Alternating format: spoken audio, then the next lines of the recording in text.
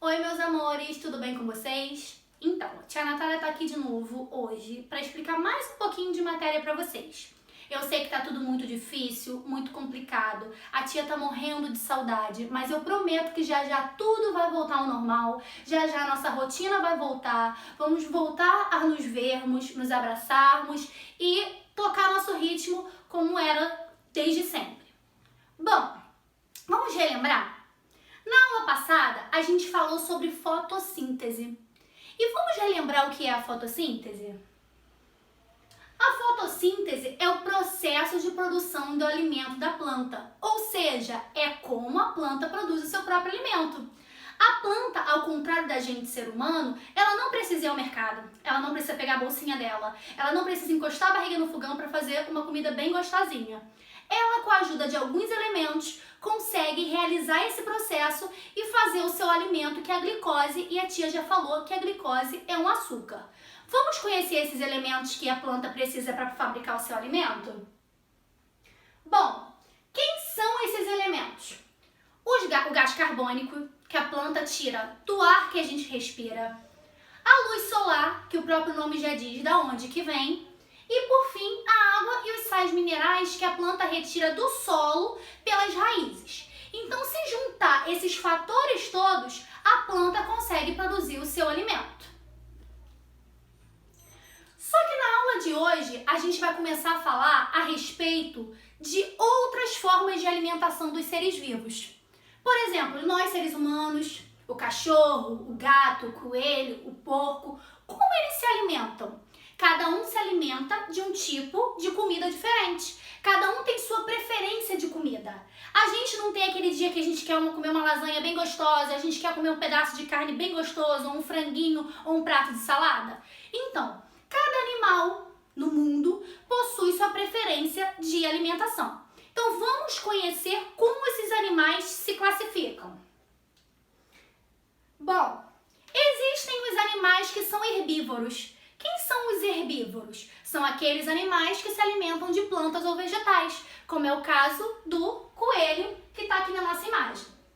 Existem os animais carnívoros, como o próprio nome já diz, que são os animais que se alimentam de carne, que é o caso do lobo, o caso do leão, o caso da raposa, o caso do tubarão. Então, são animais que se alimentam de carne. E tem aquele animal que come de tudo. Tem dia que ele quer comer planta, tem dia que ele quer comer carne. Ele come tanto uma coisa quanto outra. Como nós, seres humanos, e aqui no nosso exemplo, que é o porco. São animais onívoros.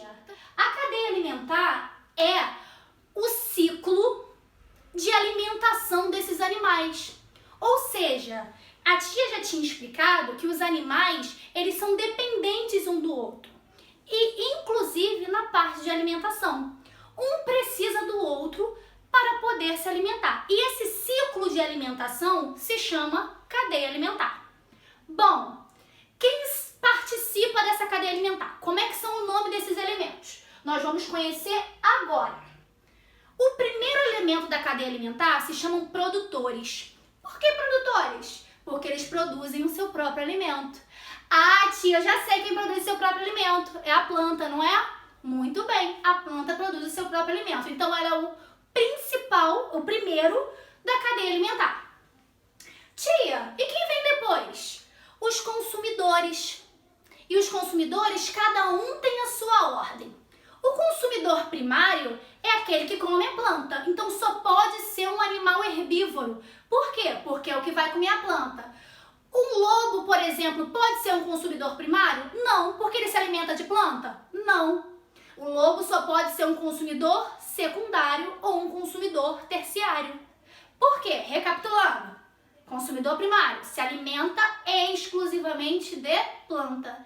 Secundário, terciário e por aí por diante são os animais que se alimentam um dos outros, ou seja, que comem os outros, que comem carne. E por fim, na nossa cadeia alimentar tem os decompositores. Que quem são os decompositores? Aqueles que se alimentam de animais ou vegetais mortos. Tia, que coisa estranha. Sim, que coisa estranha. Lá perto da escola, onde a gente estuda, tem muito urubu. E o urubu come o quê? Animal morto. Muito bem, a principal alimentação deles são os animais mortos. Assim como os fungos e as bactérias, às vezes alguns que moram dentro do nosso próprio corpo, se alimentam daquele animal que morreu. Então, esses elementos da cadeia alimentar são chamados de decompositores. Vamos observar essa cadeia alimentar aqui. Tenho a planta é quem mesmo? O produtor. Por que é o produtor? Porque ele produz o seu próprio alimento. Depois eu tenho o rato. O rato vai comer quem? A planta. Por que o rato vai comer a planta? Porque o rato é um animal herbívoro. Depois quem vai comer o rato? A cobra. A cobra é um animal carnívoro. Então é o consumidor secundário, porque comeu por segundo o rato. Ah, tia, mas o leão vai lá e come a cobra. O leão é um consumidor terciário. Por fim, aqui, ó, o leão morreu. O que aconteceu? Os fungos e as bactérias vão comer esse leão que morreu. Como eles são chamados? Decompositores. Entendendo essa cadeia alimentar igual a tia explicou aqui. O produtor desta cadeia são as plantas. Afinal, elas produzem o seu próprio alimento. O consumidor primário é o rato, pois é um animal que se alimenta de vegetais, ou seja, herbívoro. O consumidor secundário é a cobra, pois é um animal carnívoro que se alimentou do rato. O consumidor terciário é o leão, que também se alimenta de carne, então foi lá e comeu a cobra. Por fim, os decompositores são os fungos e as bactérias que comerão o leão assim que ele morrer. Vocês estão entendendo como no mundo animal a forma de alimentação, um depende do outro, ou seja, um se alimenta do outro? E esse ciclo é o que a gente entendeu hoje como cadeia alimentar.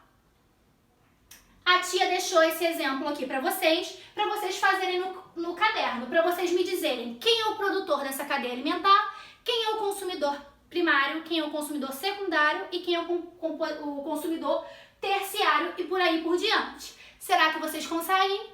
Eu acho que sim. Tia espera que todos tenham entendido. Tia espera o mais breve possível estar com vocês.